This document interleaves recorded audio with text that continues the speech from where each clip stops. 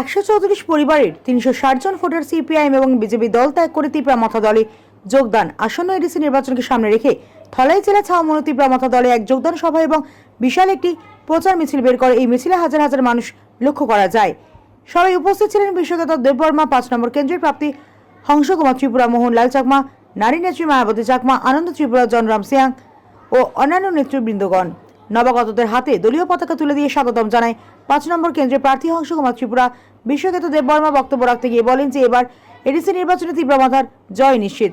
BJP যতই চেষ্টা করো কোনো কাজ হবে না। আজকের প্রচার মিছিল হাজার হাজার লোক দেখে বুঝে গেছে যে তিপ্রামাথা উপর মানুষ বিশ্বাস আছে। সিপিএম ছিল 2 শক্তিশালী নেতা। তিপ্রামাথা দলে যোগদান দেখে মানুষ আর উৎসাহিত হয়েছে বলে জানা।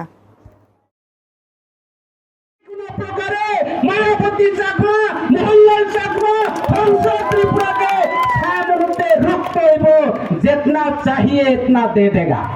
टाका আছে এটা লাগে আমার তিপ্রামাথারা মিছিল করে টাকা দিলে নিয়ে নাও, আনারসে ভোট দাও, সুজা কথা। টাকা দিলে নিয়ে নাও, রাং রেখায় রাং লাদি, চাউল রেখায় চাউল লন্দি, মাংস রেখায় মাংস চাদি, আনারস দিনও